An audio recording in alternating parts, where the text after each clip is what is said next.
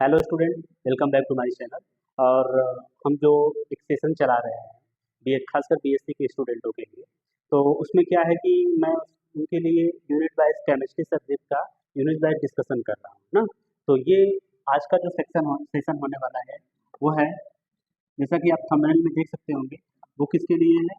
BSc third semester के बच्चों के लिए है।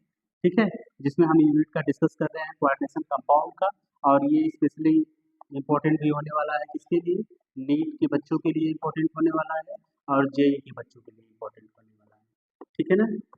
ये बेसिकली फाउंडेशन लेवल का है, जिसमें आपका बेसिक जो है वो कॉन्सेप्ट क्लियर होगा। ठीक है ना।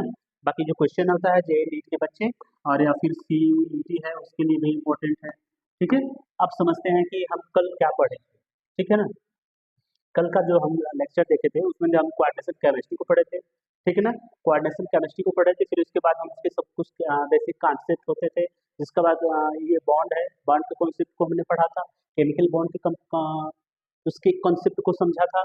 फिर उसके बाद हमने समझा था क्या एक बॉन्ड्स क्या होते हैं और बॉन्ड्स क्यों बनते हैं। फिर उसके बाद हमने क्या पढ़ा था? Transfer of electron, share of electron, donate of electron, सरडेटिव। अब देखिए ये पीरियडिक टेबल तो हम इसलिए बताए थे क्योंकि हम आपको दिखाना चाहते थे कि 1 to 17 ग्रुप क्या है, वो अनस्टेबल है। वो 18 ग्रुप के इक्वल होना चाहिए, इलेक्ट्रॉनिक कॉन्फ़िगरेशन की इक्वल होना चाहिए चाहता है, जिससे वो स्टेबल हो सके। ठीक है। फिर उसके बाद अब हमने केमिकल बॉन्ड्स को समझा। फिर उसके बाद हमने क्या समझा? कोवैलेंट बॉन्ड को समझा, जो मोस्ट इंपॉर्टेंट टॉपिक है इस चैप्टर का। कोवैलेंट बॉन्ड को हम समझे, जिससे पता लगा कि जितने भी इलेक्ट्रॉन्स होते हैं वो ऑक्टेट का इलेक्ट्रॉनिक कॉन्फ़िगरेशन, एटम होते हैं वो ऑक्टेट का इलेक्ट्रॉनिक कॉन्फ़िगरेशन गेन करना चाहते हैं। That's why they want to react with other atoms. Okay. Now हमने हाइड्रोजन को समझा। ठीक है, इनकी बॉन्डिंग को समझा। ऑक्सीजन में डबल बॉन्डिंग हुआ, 4 इलेक्ट्रॉनों की शेयरिंग हुआ। फिर उसके बाद नाइट्रोजन में 6 इलेक्ट्रॉनों का शेयरिंग हुआ। नाइट्रोजन के बॉन्ड को हमने समझा। फिर क्या है, मैथेन में समझा, मैथेन के स्ट्रक्चर को समझा। अब आगे चलते हैं। हमारा जो डेफिनेशन था वो किसका था? आयनिक बॉन्ड के लिए हमने एक लेक्चर बनाया था। कल का लेक्चर थोड़ा सा ब्रॉडली हो गया था। फिर आयनिक बॉन्ड को हम समझे थे कि ये बड़ा खुश थे क्योंकि इनके पास एक्स्ट्रा इलेक्ट्रॉन था। और फिर उसके बाद ये थोड़ा दुखी थे क्योंकि उनके पास इलेक्ट्रॉन की कमी थी। चलिए आगे समझते हैं। ये NaCl क्लोराइड का आपको दिखाया गया आयनिक बॉन्ड कैसे बनता है। इलेक्ट्रॉन उधर गया, ऑक्सीजन ने वो क्लोरीन ने लिया। फिर dative bond is our chapter है, जो बहुत ज़्यादा इंपॉर्टेंट है। ठीक है, अब समझते हैं। इसमें डोनर एटम होता है या एक्सेप्टर एटम होता है, और डोनर और एक्सेप्टर एटम के बीच में क्या होती है? ऐसी बॉन्डिंग होती है। इसी को डेटिव बॉन्ड कहते हैं और क्या बोलते हैं? कोऑर्डिनेशन बॉन्ड कहते हैं। ठीक है। हाइड्रोजनियम आयन था, बहुत इंपॉर्टेंट है। कोऑर्डिनेशन केमिस्ट्री के डेफिनेशन को हमने समझा था कि कोई ऐसा कंपाउंड है जहाँ पे क्या हो गया, कोऑर्डिनेट बॉन्ड बनता है, और जिस कंपाउंड में कोऑर्डिनेट बॉन्ड बनता है उसे कोऑर्डिनेशन कंपाउंड कहते हैं। इसमें जो हमने समझा था कि ये सेंट्रल मेटल एटम है, सॉरी, ये सेंट्रल मेटल एटम है, ये क्या है? लिगेंड है। ये क्या है? Coordination number. ये क्या है? स्फीयर। स्फीयर के बाएं साइड रहा तो वो होगा केटायन, और स्फीयर के राइट साइड रहा तो वो होगा एनायन। ठीक है ना। इसको हमने समझा था। अब आगे चलते हैं, समझते हैं। ठीक है ना। ये केटायन के बारे में बताया गया था, जिसको अच्छे से समझाया गया था। अब आगे देखिए, ये मोस्ट इम्पोर्टेंट थ्योरी जो हम लोग डिस्कस करने वाले थे, अब उसकी नंबर है। ठीक है ना। अब इसको हम लोग अच्छे से समझेंगे क्या होता है ये coordination, sorry one theory of coordination compound. ठीक है ना। इसी को समझते हैं। आपको एक चीज पता है, नहीं पता होगा। देखिए, पहले हम जरूरत क्यों पड़ा हमको कोऑर्डिनेशन कंपाउंड को पढ़ने का? सबसे खास बात यह पता है आपको, एक होता है क्लोरोफिल। ठीक है ना। क्लोरोफिल हो गया, फिर उसके बाद हीमोग्लोबिन हो गया, हीमो हीमोग्लोबिन हो गया, क्लोरोफिल। अब देखिए आप क्लोरोफिल छोड़िए, समझिए मेरी बात को। जैसे हीमोग्लोबिन है ना, इसमें जो मेटल्स होते हैं वो हीम होता है, Fe मेटल है। और इसी में जो बॉन्डिंग होता है ना, इसका कुछ हिसाब आपने बॉन्डिंग देखा होगा, नहीं बॉन्डिंग देखा होगा, मैं नेक्स्ट में आपको अच्छे से इसका एक क्या पीपीटी बनाकर आपको दिखाएंगे ना। इसमें हीमोग्लोबिन में देखिए Fe होता है ना, वो सेंट्रल मेटल होता है, इसके साथ वो लिगेंड्स जुड़े होते हैं ना, इसके साथ लिगेंड जुड़े होते हैं। अब जब haemoglobin, chlorophyll, cyanocobalamin, vitamin 12, vitamin B12 ऐसे कंपाउंड आए ना, तो उनकी बॉन्डिंग को समझना बड़ा डिफिकल्ट हुआ। तो हम उसको आयनिक बॉन्ड से, उसको कोवैलेंट बॉन्ड से नहीं समझ सकते हैं। तो उसके लिए कोऑर्डिनेशन कोऑर्डिनेशन बॉन्ड को समझना होगा। आखिर इसमें जो बॉन्ड बन रहा है वो रीजन क्या है बनने का। ठीक है ना। उसको समझने के लिए मतलब कि बहुत सारे साइंटिस्ट ने वर्क किया कोऑर्डिनेशन कंपाउंड की जो स्टेबिलिटी हुआ, कोऑर्डिनेशन कंपाउंड का जो स्ट्रक्चर हुआ, उसको समझने के लिए ये क्या किया, ऐसा नया केमिस्ट्री बनाया कि जिसे बोलते हैं कोऑर्डिनेशन केमिस्ट्री। ठीक है ना, हम इसको आपको समझाएंगे, क्लियरली समझाएंगे इसको। चलिए अपने टॉपिक पे पहुंचते हैं। अपना टॉपिक क्या है, Werner theory of coordination compound. अब हम कोऑर्डिनेशन कंपाउंड का वर्नर थ्योरीज पढ़ेंगे।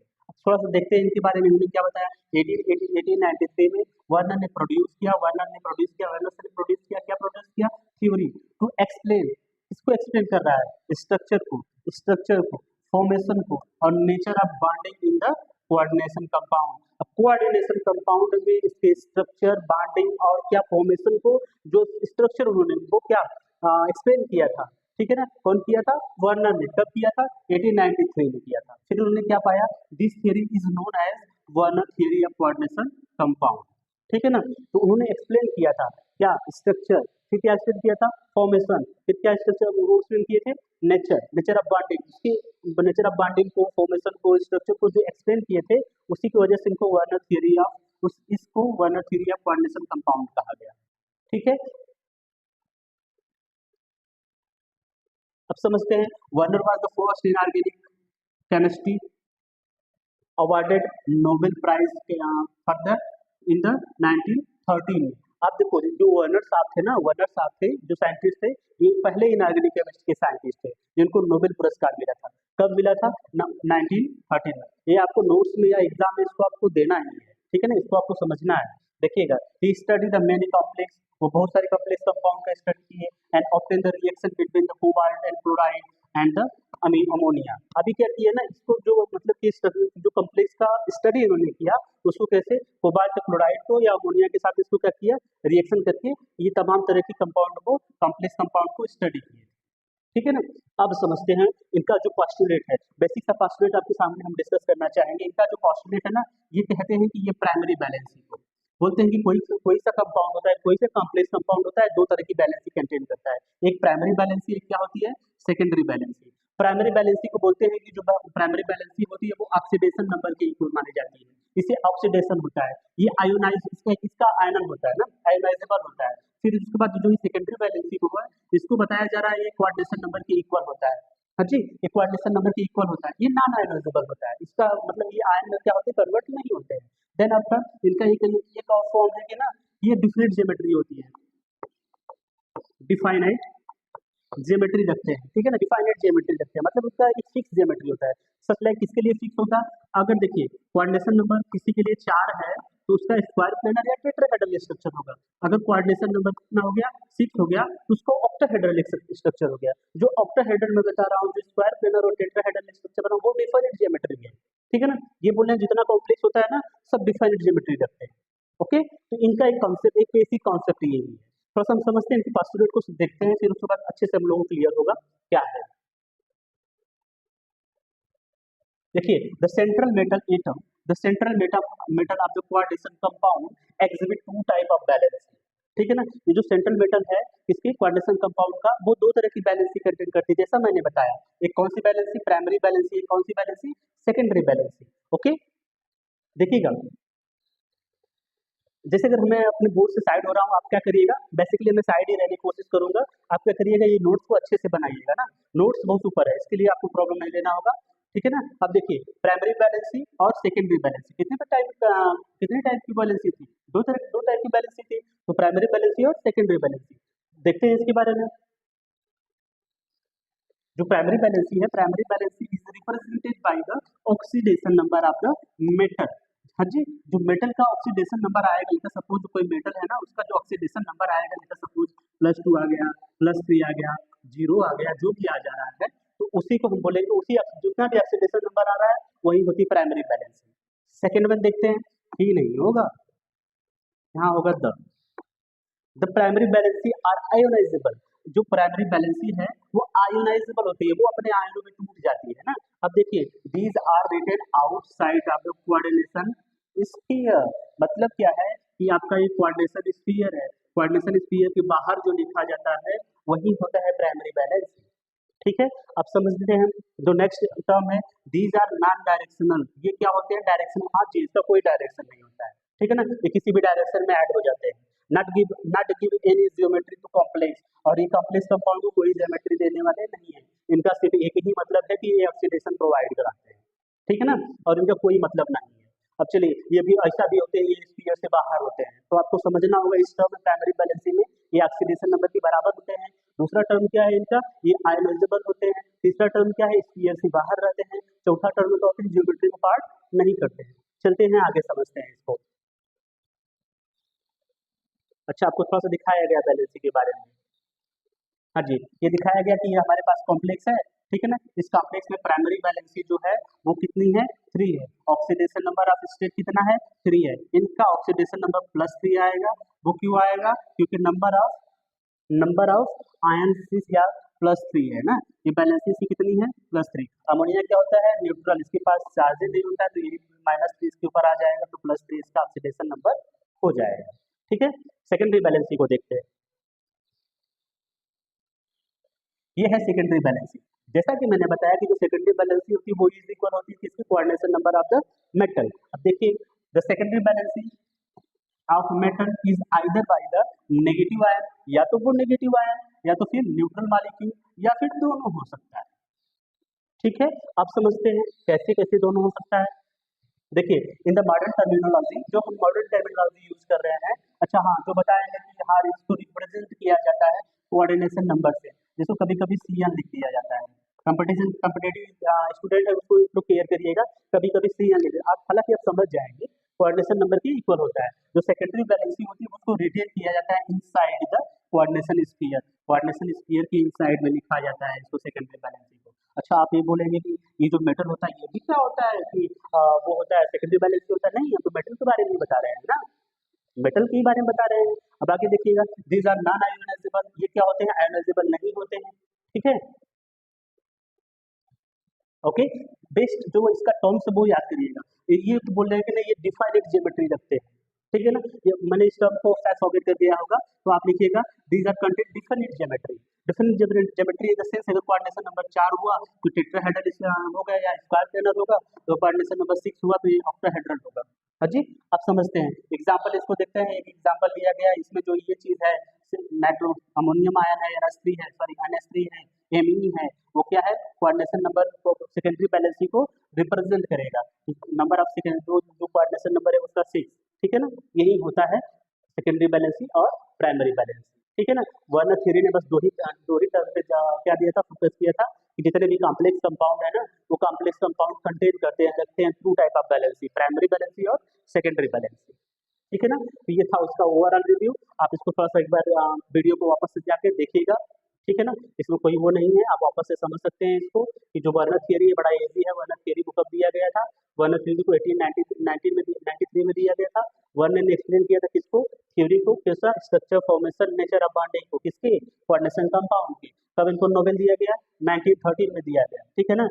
1930 में दिया गया। इनका पास्टुलेट क्या है, इनका पास्टुलेट है कि ये जो कोऑर्डिनेशन कंपाउंड है 2 तरह की बैलेंसी पे डिपेंड करेगा। कौन कौन, प्राइमरी बैलेंसी और सेकेंडरी बैलेंसी। क्लियर। देखिए, प्राइमरी बैलेंसी होती है उसको ऑक्सीडेशन नंबर से रिप्रेजेंट किया जाता है, और ये आयोनाइजेबल होती है, और इसको आउटसाइड ऑफ द स्फीयर लिखा जाता है, और ये इसका जो ज्योमेट्री में इसका कोई रोल नहीं होता है, ठीक है। सेकेंडरी बैलेंसी को बेसिकली देखिएगा, इस टर्म को कोई मतलब नहीं है। सेकेंडरी बैलेंसी आप लिखिएगा, secondary valency is the represented the coordination number of the metal, ठीक है। फिर उसके बाद इसको बोलिएगा, इसको रिटेन किया जाता है inside of the coordination sphere, और फिर उसके बाद इसका बोलिएगा कि डिफरेंट ज्योमेट्री को शो करते हैं। अगर कोऑर्डिनेशन नंबर 4 रहा तो टेट्राहेड्रल स्क्वायर प्लेनर होगा, कोऑर्डिनेशन नंबर 6 रहा तो ऑक्टाहेड्रल होगा। चलिए, अब कुछ इसकी जो प्रॉपर्टी को कैसे वो एक्सप्लेन किए थे वर्नर थियरी ने, छोटा सा टर्म देते हैं इसको, हम स्ट्रक्चर को देखते हैं। Werner explain sorry Werner explain the structure and property of the following 4 complex like, ठीक है ना, cobalt chloride with the ammonia.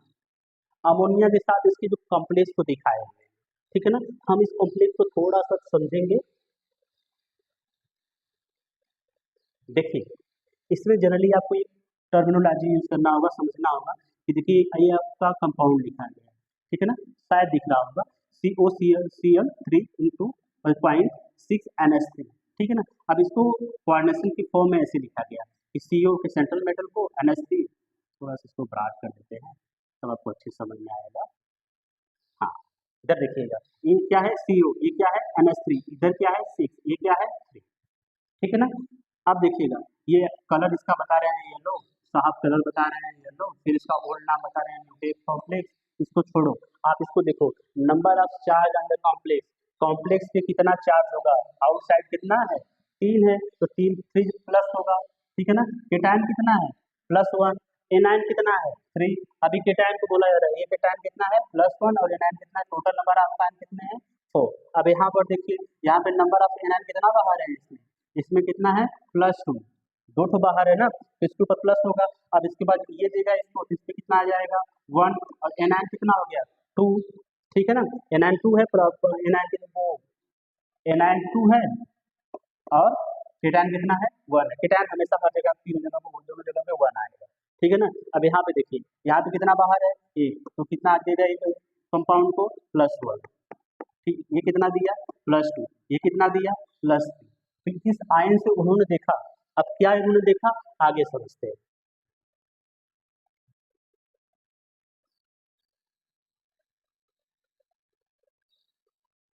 हाँ जी, अब हम इसको समझते हैं।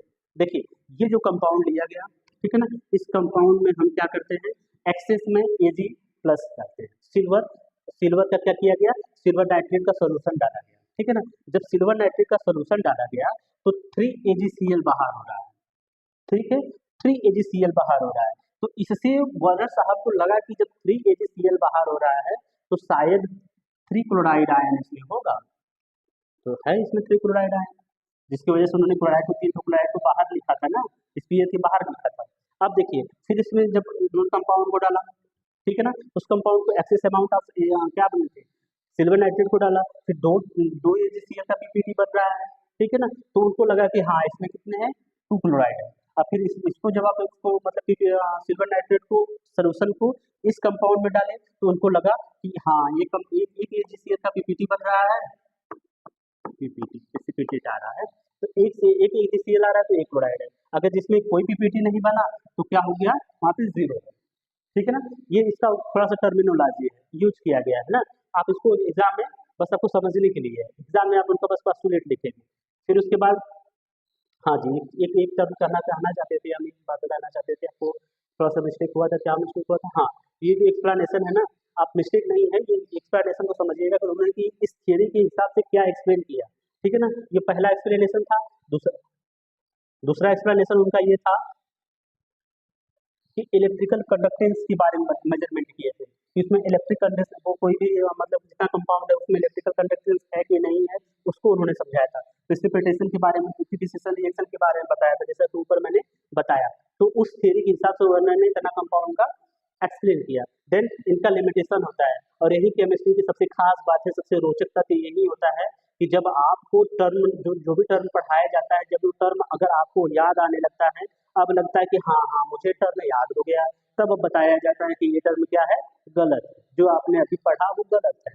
हालांकि ये पूरी तरह से गलत नहीं था। देखिए, इसमें लिमिटेशन है, तो क्या लिमिटेशन है, वर्नर ने एक्सप्लेन किया था कि some property of the coordination compound he failed to explain। अब कुछ ऐसे कोऑर्डिनेशन कंपाउंड का प्रॉपर्टी था जिसके वर्नर ने एक्सप्लेन नहीं किया कर पाया, वो क्या था, कलर ऑफ कोऑर्डिनेशन कंपाउंड।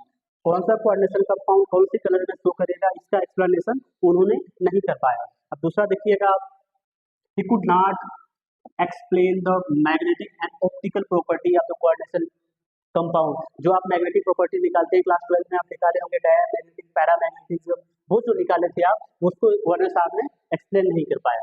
अब देखिए you could not answer the question, वो आंसर का क्वेश्चन दे ही नहीं पाए कि क्या नहीं दे पाए, why does the coordination sphere have different geometry, क्यों कोऑर्डिनेशन स्फीयर डिफरेंट ज्योमेट्री रखती है, उसका एक्सप्लेनेशन इन्होंने नहीं कर पाया। तो फिर 3 टाइप ऑफ एक्सप्लेनेशन वो फेल हो गए। पहला क्या था इनका, पहला ये था कि ये कोऑर्डिनेशन कंपाउंड के कलर को नहीं बता पाए। फिर उसके बाद दूसरा क्या था, ये क्या हुआ, दूसरा मैग्नेटिक प्रॉपर्टी और ऑप्टिकल प्रॉपर्टी को बता नहीं पाए। थर्ड वन क्या था, इन्होंने ये नहीं बता पाए कोई कंपाउंड है तो डिफरेंट ज्योमेट्री रखता है, ठीक है ना। तो ये था वर्नर की कहानी। अब समझते हैं लिगेंड। जो हमारा जो टॉपिक है वो क्या है, लिगेंड। चलिए समझते हैं लिगेंड के बारे में, थोड़ा सा हम ब्राउज करते हैं इसको। हाँ जी, अब देखिए लिगेंड क्या होता है। हाँ जी, लिगेंड क्या होता है, जैसे कि मैंने आपको कल बताया था कि लिगेंड जो होते हैं ना, वो पेयर ऑफ इलेक्ट्रॉन डोनेट करते हैं, पेयर ऑफ इलेक्ट्रॉन डोनेट करते हैं। कौन करता है, लिगेंड। किसको करते हैं, मेटल को। मेटल को पेयर ऑफ इलेक्ट्रॉन डोनेट करते हैं। Let us suppose we have a definition that are explain in front of you, that are a ligand. Ligand जो होता है वो क्या होते हैं, आयंस होते हैं या फिर मॉलिक्यूल्स होते हैं that donate a pair of electron. मैंने जैसा बताया कि पेयर ऑफ इलेक्ट्रॉन को डोनेट करता है। किसको करता है बच्चा, ये करता है सेंट्रल मेटल को। किसको करता है, सेंट्रल मेटल या फिर एटम को या फिर आयंस को, to form the coordinate bond. ठीक है ना। ये क्या करता है, जो लिगेंड है वो अपना पेयर ऑफ इलेक्ट्रॉन डोनेट करता है। किसको करता है बच्चा, मेटल को करता है। मेटल को कुछ करने के बाद वो क्या क्या बना लेता है बच्चा, एडिटिव बॉन्ड बना लेता है, जिसे हम लिगेंड कहते हैं। चलिए समझते हैं। जो लिगेंड्स होता है, ligands are electron pair donor. Ligand क्या होते हैं, इलेक्ट्रॉन पेयर डोनर होते हैं, attach to the metal, metal के साथ अटैच होते हैं। And in the coordination compound, same उसको हम थोड़ा सा शार्ट में लिखे हुए हैं समझाने के लिए कि जो लिगेंड होते हैं वो क्या होते हैं, इलेक्ट्रॉन पेयर डोनर होते हैं। अब किसको डोनेट करते हैं आपको पता हो गया, ठीक है ना। थोड़ा इनके बारे में समझते हैं। देखिए ये Cl है, Cl के पास एक्स्ट्रा इलेक्ट्रॉन होता है। हाँ जी होता है। अब OH है। अब एक चीज आपको बता दें कि जितने भी लिगेंड होते हैं ना, जितने भी लिगेंड होते हैं, इनके पास कुछ ऐसा एटम होगा, कुछ ऐसे सॉरी कुछ ऐसे एटम होंगे जिसके पास एक्स्ट्रा इलेक्ट्रॉन या लोन पेयर इलेक्ट्रॉन बचे रहते हैं। ठीक है ना। अब आप ही ना सोचिए, जिसके पास एक्स्ट्रा बैलेंस रहेगा या जिसके पास एक्स्ट्रा सब्सटेंस रहता है वही ना डोनेट करता है, सब लोग तो डोनेट करते नहीं है। जिसके पास खुद डिफिशिएंट रहेगा वो कहाँ से इलेक्ट्रॉन का डोनेट करेगा। तो इसके लिए इनके पास एक्स्ट्रा इलेक्ट्रॉन को ये डोनेशन करते हैं, ठीक है ना। ये डोनेट किए। देखिए अब इनका जो जनरल प्रॉपर्टी है उनके बारे में समझ लेते हैं। तो जनरल प्रॉपर्टी जैसे मैंने बताया वही प्रॉपर्टी इनका यही है जनरल प्रॉपर्टी में, कि जो लिगेंड्स होते हैं वो ऐसे at least one lone pair of electron जरूर से जरूर रखते हैं। ठीक है ना। डोनर एटम रखते हैं, like nitrogen, oxygen, sulphur, phosphorus, ETC। ठीक है ना, एक्सेट्रा। तो हम यहाँ पे समझ सकते हैं कि जो लोन पेयर है ना, कोई एटम है, वो लोन पेयर, ऐसा एटम जो लोन पेयर रखता है वही लिगेंड की तरह वर्क करता है। आगे समझते हैं। अब इसके हम क्लासिफिकेशन में, जैसा कि आपके सिलेबस में मेंशन है, क्लासिफिकेशन ऑफ लिगेंड। इसमें अगर इस वीडियो को CBSE के बच्चे देखते होंगे क्लास 12 की, उनके लिए बेनिफिशियरी होने वाला है ये वीडियो। ठीक है ना। हालांकि मैंने स्टार्टिंग में ऐड नहीं किया, फिर भी आप समझ लीजिएगा। देखिए ये क्लासिफिकेशन ऑफ लिगेंड, ठीक है ना। अब लिगेंड का क्लासिफिकेशन करेंगे। जो लिगेंड का क्लासिफिकेशन होता है बिहाफ ऑफ 2 पॉइंट्स होता है। एक पॉइंट ऐसा होता है वो चार्ज के हिसाब से होता है, मतलब चार्ज की इफ एक क्या होता है, क्लासिफिकेशन जो होता है वो on the basis of charge होगा। दूसरा क्लासिफिकेशन होता है on the basis of donor atom, उसके पास डोनर एटम कितना है उसके बेस पे होता है। ठीक है ना। अब समझते हैं इसके बारे में थोड़ा सा, जो classification on the basis of charge. अब हम चार्ज की बेसिस पे हम उसका डेफिनेशन वो करेंगे, समझेंगे। ठीक है। तो देखिए ligand can be classified on the basis of charge in the three main type। On the basis of charge, charge के बेस पे अगर हम लिगेंड का डिवाइड करते हैं और उसका अगर हम क्लासिफाइड करते हैं तो उसका 3 मेन टाइप होगा। वो क्या है, 3 मेन टाइप। एक टाइप ऐसा है जिसे हम बोलेंगे न्यूट्रल लिगेंड। ठीक है ना। न्यूट्रल लिगेंड कैसे होंगे कि these ligand do not carry any charge. ठीक है, नोट्स आप बनाते जाइएगा इसका। ठीक है ना। तो समझिएगा कि जो लिगेंड्स हैं वो कैरी नहीं करते हैं क्या, चार्ज। ऐसे जो लिगेंड कैरी नहीं करते हैं चार्ज उसको हम बोलते हैं न्यूट्रल लिगेंड। अब देखिएगा आगे थोड़ा सा।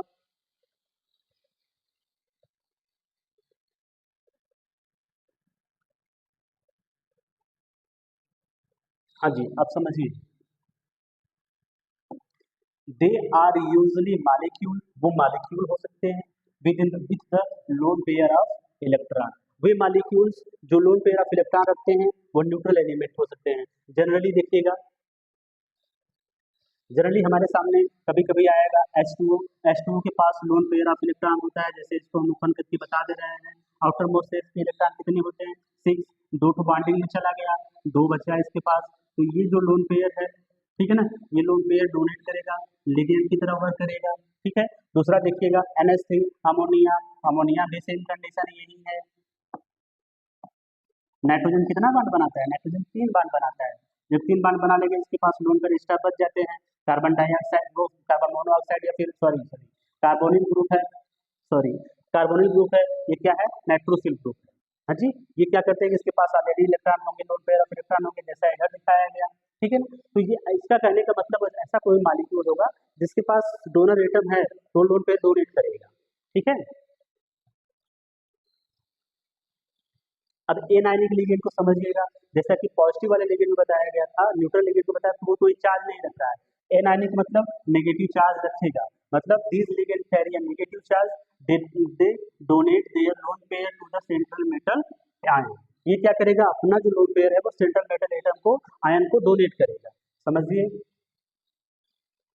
देखिएगा, ये chloride ion, cyano ion, hydroxo ion, nitrito ion, फिर उसके बाद सल्फेटो आयन। लास्ट में सबके ओ लग रहा है, वो लग रहा है, वो लग रहा है, वो लग रहा है ना।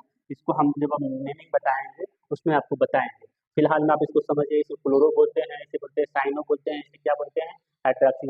जब इसका किसी में नाम आएगा तब बोलोगे साइनोकोबालामीन, ठीक है ना, हेक्सासाइनो या फिर टेट्राक्लोरो, ऐसा बोलेंगे आप, ठीक है ना। इसका नाम आप लिखते जाइएगा, समझते जाइएगा। ये होता है हाइड्रोक्सो, ये होता है नाइट्राइटो, ये होता है सल्फेट, ठीक है। अब समझते हैं केटायन के बारे में। हाँ जी, ये केटायनिक लिगेंड क्या है? These ligand carry a positive charge. ये लिगेंड जो क्या करते हैं? पॉजिटिव चार्ज को कैरी कर रहा है। They donate the electron pair and despite being और पॉजिटिवली चार्ज, ये क्या होगा? वो इलेक्ट्रॉन पेयर देकर अपने खुद को पॉजिटिव चार्ज हो जाता है। जस्ट लाइक ये नाइट्रोसोनियम आयन, जो ही बहुत कम होता है इसमें, नाइट्रोसोनियम आयन होता है, NO प्लस होता है, और क्या है? हाइड्रोजोनियम आयन होता है, हाइड्रोजोनियम आयन, ठीक है ना। यही ग्रुप होता है, मतलब पॉजिटिव चार्ज जिसके पास पॉजिटिव चार्ज होता है, नेगेटिव आयन, नेगेटिव लिगेंड जिसके पास नेगेटिव चार्ज होता है, न्यूट्रल जिसके पास क्या होते हैं? नो कोई चार्ज नहीं होता है, ये न्यूट्रल हो गया। चलिए अब समझते हैं ऑन द बेसिस ऑफ, हाँ, classification on the basis of donor atom. अब डोनर एटम के हिसाब से इसका हम क्लासिफिकेशन करेंगे कि कितना कोई लिगेंड डोनर एटम रखा है, ठीक है ना। आप उसको समझते हैं। चलिए, जो पहला हमारा है वो क्या है? Monodentate ligand. क्या है? Monodentate ligand. अब समझते हैं कि थोड़ा सा, अगर आप स्क्रीनशॉट लेना चाहते हैं तो हम 2 मिनट के लिए रुक रहे हैं, आप स्क्रीनशॉट लेकर अपना नोट्स बनाइएगा। देखिएगा, अब मोनोडेंटेड लिगेंड, एक monodentate ligand is a ligand, एक प्रकार का लिगेंड होता है दैट कैन डोनेट, जो डोनेट करता है only one pair of electron, जो केवल एक पेयर ऑफ इलेक्ट्रॉन को डोनेट करता है, of electron from the single donor atom. किसी सिंगल डोनर एटम से ये वन पेयर ऑफ इलेक्ट्रॉन को क्या करता है? डोनेट करता है।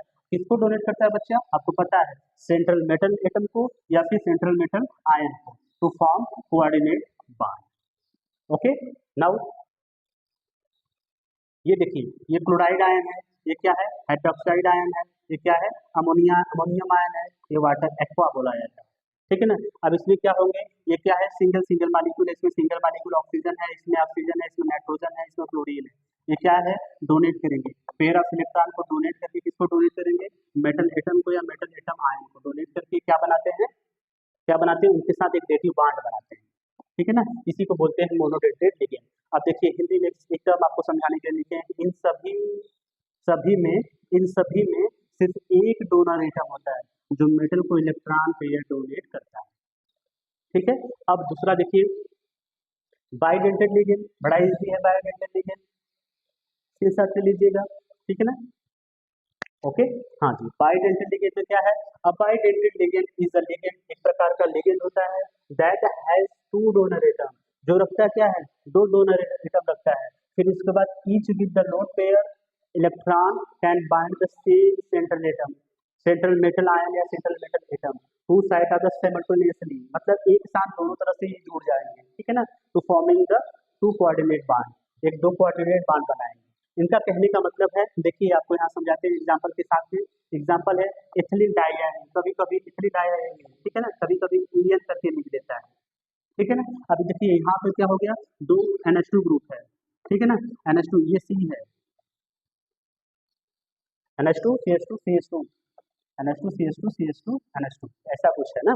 देखिएगा अब यहाँ पर दो दो तो NH2 ग्रुप है ना, अब दो तो NH2 ग्रुप है, यहाँ नाइट्रोजन है, इसके पास लोन पेयर होगा, यहाँ नाइट्रोजन है, इसके पास लोन पेयर होगा, तो किसी मेटल के साथ जुड़ के बॉन्डिंग बना लेगा, ठीक है ना। इसी को बोलते हैं बाइडेंटेड लिगेंड, मतलब किसी मेटल के साथ एक साथ जुड़ेगा, इसलिए बोला जा रहा है साइमल्टेनियसली, मतलब एक साथ जुड़ेगा। थोड़ा सा हम नीचे करते हैं, इसको समझाएं आपको।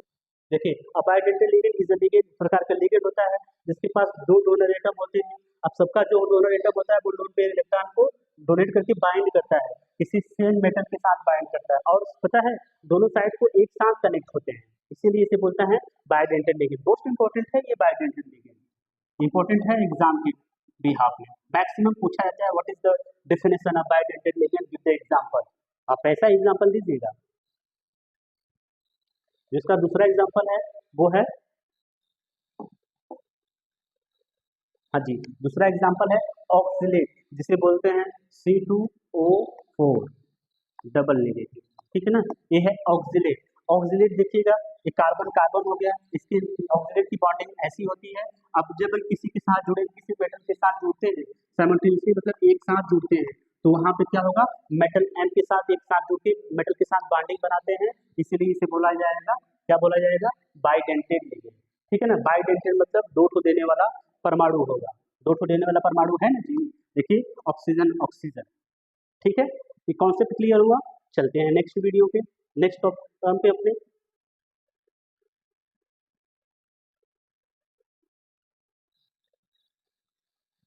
हाँ, हमारा जो नेक्स्ट टर्म है वो है पॉलीडेंटेड लिगेंड। अब पॉलीडेंटेड लिगेंड क्या होता है, देखिए अब पॉलीडेंटेड लिगेंड, सॉरी एक सेकेंड, अब शायद इससे साथ ले रहे हैं तो ले लीजिएगा,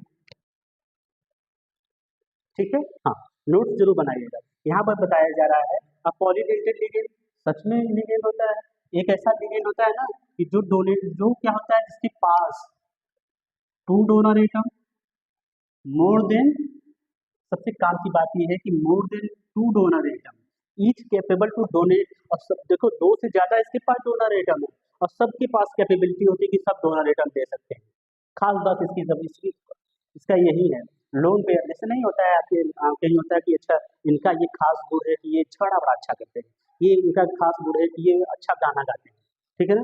अब समझिए, lone pair of electron the same central metal atom को। अब देखिए इसमें क्या बोला, जो पॉलीडेंटेड लिगेंड है ना, वो इसमें लिगेंड होता है वो मोर देन टू डोनर एटम को क्या करता है, उसके पास दो से ज्यादा डोनर एटम होते हैं जो कैपेबल होता है डोनेट करने का, क्या, इलेक्ट्रॉन, किसको, किसको, मेटल आयन, ठीक है ना।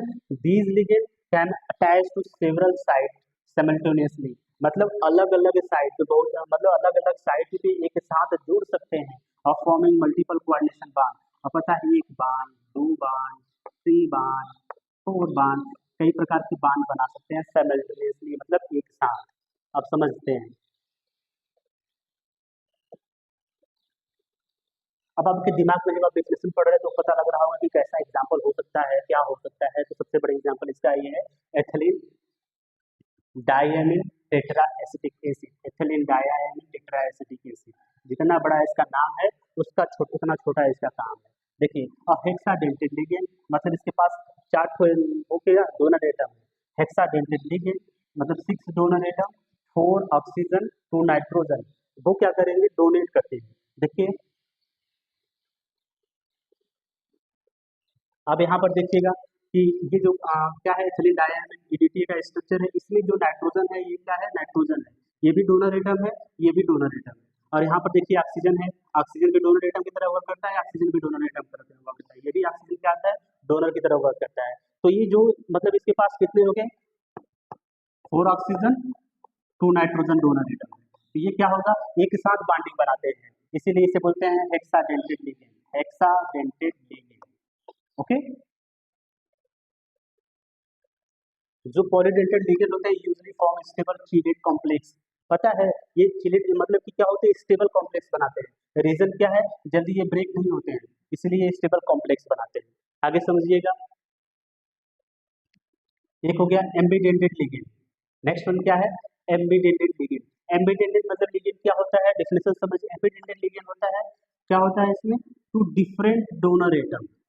एक ही एक ही कंपाउंड में, एक ही ग्रुप में दो डिफरेंट डोनर एटम होते हैं, but can coordinate to the central metal through the only one donor atom. मतलब क्या होगा, एक ही कंपाउंड होगा, एक ही ग्रुप होंगे जिसमें क्या होते हैं, दो डोनर एटम होंगे ना, वो कंटेन करेगा टू डोनर एटम। लेकिन जब अटैच होगा मेटल के साथ तो किसी एक डोनर एटम के साथ अटैच होगा। जस्ट लाइक देखिए NO2 नाइट्रेट आयन, जिसमें वो एम्बेडेड लिगेंड की तरह वर्क करता है, ठीक है ना। अब इसका मीनिंग होता है इट कैन बाइंड, जो बाइंड मतलब जुड़ेगा, to a metal central, metal centre के साथ जुड़ेगा इन टू डिफरेंट वे, दो डिफरेंट वे से जुड़ेगा, जो दो डिफरेंट वे से जुड़ेगा। अगर देखिए नाइट्रोजन, अगर win the bonded through the nitrogen, अगर देखिएगा इसमें देखिए थोड़ा सा एक सेकेंड, ये क्या है, NO2 नाइट्रेट, नाइट्रेट आयन वो एम्बेडेड लिगेंड होता है, इसमें मेटल के साथ जुड़ने की कैपेबिलिटी डिफरेंट टाइप होती है। जैसे देखिए अगर ये नाइट्रोजन के साथ जुड़ गया, अगर ये नाइट्रोजन के साथ जुड़ रहा है, ठीक है ना, तो इसे बोलेंगे नाइट्राइटो एन। अगर ये ऑक्सीजन के साथ जुड़ रहा है, इसे बोलेंगे नाइट्राइटो ओ। तो एम्बेडेड लिगेंड का यही प्रॉपर्टी होता है, इसके पास दो डोनर एटम होते हैं। हाँ जी, इसके पास कितने डोनर एटम होते हैं, दो। इसके पास दो डोनर एटम होते हैं, तो ये कभी एन के साथ जुड़ेगा या फिर ओ के साथ जुड़ेगा। क्लियर? नेक्स्ट एग्जांपल समझ लीजिए। मोस्ट एग्जांपल, दोनों एग्जांपल बड़ा इम्पोर्टेंट लेकिन मोस्ट इंपॉर्टेंट है, इसको आप इंपॉर्टेंट टर्म वो लिखिएगा, सबसे ज्यादा इंपॉर्टेंट नहीं है। दो two bridging bridging element, bridging ligand, embedded ligand, और एक और लिगेंड है उसको बहुत इंपॉर्टेंट है। आगे समझिएगा इसका। देखिए दूसरा HCN thiocyanide, ligand called thiocyanido, ठीक है ना। एक NCS होता है, ligand called isothiocyanate cyanato. Both are embedded ligand, दोनों क्या है, एम्बेडेड लिगेंड है, meaning they can bind to the central metal, वो सेंट्रल मेटल के साथ बाइंड हो जाते हैं through the different donor atom, अलग अलग डोनर एटम के साथ जुड़ते हैं। लाइक अब देखो ये क्या करते हैं, लिंकेज आइसोमेरिज्म बोलते हैं। देखो लिंकेज आइसोमेरिज्म, आइसोमेरिज्म क्या होता है, जिसका फॉर्मूला सेम होता है लेकिन वो स्ट्रक्चर डिफरेंट डिफरेंट होता है। वैसे भी इसका यही कहानी है, ये देखो फॉर्मूला तो सबका, अगर फॉर्मूला लिखोगे तो HCN सबका लिखोगे आप, HCN इसका भी लिखोगे, आपको कैसे पता चलेगा कि कौन क्या जुड़ रहा है, ठीक है ना। HCN इसको, अब यहाँ पे बोल रहा है कि अगर सॉरी HCN, हाँ HCN, अगर इस सल्फर के साथ जुड़ रहा है तो आप इसको बोलते हैं, क्या बोलेंगे, थायोसाइनेट बोल रहे हैं। अगर किसके साथ, नाइट्रोजन के साथ जुड़ रहा है तो आप इसको बोले, क्या बोल रहे हैं, आइसोथायोसाइनेट बोल रहे हैं। तो अलग अलग कहानी है। देखिए इसको आइसोथायोसाइनेट कहते हैं, इसका स्ट्रक्चर ऐसा है और इसका स्ट्रक्चर ऐसा है। विजिबल स्ट्रक्चर है कि नहीं स्ट्रक्चर है, देखिए अब विजिबिलिटी दिख गई होगी, तो यहाँ पे देखिएगा इसका स्ट्रक्चर कुछ इस तरह से होता है। चलिए नेक्स्ट हमारा जो टर्म है उसको समझते हैं, लास्ट है। अब समझते हैं इसका जो चिलेट लिगेंड होता है।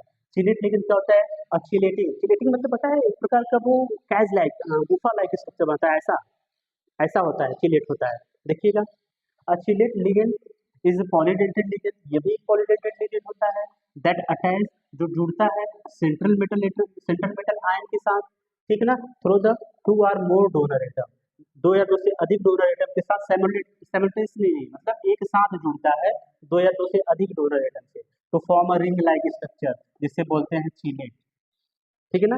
एक रिंग लाइक स्ट्रक्चर बनाता है जिसे हम क्या बोलते हैं, चिलेट। अब विद द मेटल, मेटल के साथ एक रिंग लाइक स्ट्रक्चर बनाता है। देखिए the word chelate come from the Greek word Chile means cloud. Cloud मतलब क्या होता है, पंजा, पंजा। जैसे आप चिड़िया का पंजा देखे होंगे, जिस हिसाब से वो अच्छे से कैच करते हैं ना, किसी चीज को अच्छे से पकड़ते हैं, जिनका जो कैचिंग पॉइंट होता है गुड क्वालिटी का कैचिंग पॉइंट होता है, तो सेम लाइक वो चिलेट भी ऐसा करते हैं। कि इसलिए बोला जाता है ना कि जो चिलेट्स होते हैं ना, जो चिलेट्स होते हैं वो मोर स्टेबल होते हैं, ये मोर स्टेबल होते हैं। रीजन है क्योंकि इनको ब्रेक करना मुश्किल होता है, ठीक है ना। अब आगे देखिएगा, ethylene diamine is bidentate ligand. Ethylene diamine जो होते हैं वो बाइडेंटेड लिगेंड होते हैं, जो बनते हैं 5 मेंबर चिलेट रिंग, जो बनाते हैं कौन सा, 5 मेंबर चिलेट रिंग, इसको आपको ऊपर हम बताए हैं। फिर उसके बाद देखिए ऑक्सिडेट आयन भी मैंने बताया है, एथिलीन डाइआयनिन टेट्राएसिडिक एसिड को भी मैंने बताया है, ठीक है ना। ये क्या होते हैं, बहुत वेरी स्टेबल होते हैं, कॉम्प्लेक्स बनाते हैं, ठीक है ना। अब इसका इंपॉर्टेंस समझ लेते हैं। Chelates are more stable, chelates more stable होता है than the complex with the only monodentate ligand. ठीक है ना, अगर मोनोडेल्टल लिगेंड तो उसके कंपेरिजन में जो चिलेट्स होते हैं ना वो ज़्यादा वो होते हैं, स्टेबल होते हैं। ठीक है ना। Widely use in the medicine, इसका मेडिसिन में यूज किया जाता है, इंडस्ट्री में यूज किया जाता है, एनालिटिकल केमिस्ट्री में यूज किया जाता है। ठीक है ना। और सबसे खास बात ये है ना ईडीटीए का, इसका अगर पॉइजनिंग होता है ना, पॉइजन को दूर करने के लिए इसका यूज किया जाता है। आई थिंक कोबाल्ट का यूज करने के लिए, कोबाल्ट का जो होता है ना पॉइजनस होता है उसको दूर करने के लिए ईडीटीए को रिएक्शन कराते हैं, तो कोबाल्ट को ऐसे कैच के सेंट्रल मेटल को कैच करके बाहर निकाल लेता है। ठीक है ना, ये बाहर हो जाता है। देखिए अब आपके सामने में कैसा कंपाउंड सा लिखे हुए हैं, इसको आप अच्छे से समझ लीजिए। फिर इसके बाद इसी का पॉइंट से लास्ट करेंगे, फिर जो नेक्स्ट वीडियो जो आएगा उसमें हम इसका नेमिंग पढ़ाएंगे। देखिए ये हमारे पास कोई आइडेंटिटी क्या है, चिलेट्स कंपाउंड है। ठीक है ना, ए NH2 CH2 CH2 NH2, आप इसको पहचान रहे हैं? हाँ आप पहचान रहे हैं। आप इसको बोलते हैं EN, इसको भी पहचान रहे होंगे, इसको बोलते हैं EN। ठीक है ना। अब देखिए जैसा मैंने बताया कि EN में 2 डोनर एटम होते हैं। अभी अपना नाइट्रोजन इलेक्ट्रॉन डोनेट कर रहा है, ये अपना इलेक्ट्रॉन डोनेट कर रहा है, ये अपना इलेक्ट्रॉन डोनेट कर रहा है, ये भी अपना इलेक्ट्रॉन डोनेट कर रहा है। वो अलग अलग तरीके से इलेक्ट्रॉन को डोनेट करके एक keys like cloud like structure बना रहे हैं। अब वो जो ऐसा स्ट्रक्चर बना लेंगे तो इसकी स्टेबिलिटी जो होती है मैक्सिमम हो जाती है, मोर स्टेबल हो जाता है। तो इसको आप हीट से या कोई कंपाउंड से आप रिएक्शन नहीं करा पा सकते हैं। देखिए सबसे खास बात इसे ईडीटीए का भी होता है, वो ईडीटीए से रिलेशन रहती है, वो सेंट्रल मेटल को मतलब क्या होता है मिड टर्म में उसको कैच कर लेता है, जब वो रिएक्शन से बाहर हो जाता है, इसलिए इसको पॉइजन को दूर किया जाता है। ये चिलेट केटायन है, किसका केटायन है, कॉपर 2 का। ठीक है ना, ये था आपका रिएक्शन। ठीक है, रिएक्शन नहीं था, वो चिलेट कंपाउंड था। ठीक है, अब हम जो आगे नेक्स्ट वीडियो लेकर आएंगे उसमें हम आपको लेकर आएंगे और समझाएंगे कि क्या होता है IUPAC naming of the coordination compound. ठीक है, तो आज की वीडियो को इसी को यहाँ पे समाप्त करते हैं और नेक्स्ट वीडियो को हम जल्दी से लेकर आएंगे और आपको समझाएंगे naming of IUPAC, naming of coordination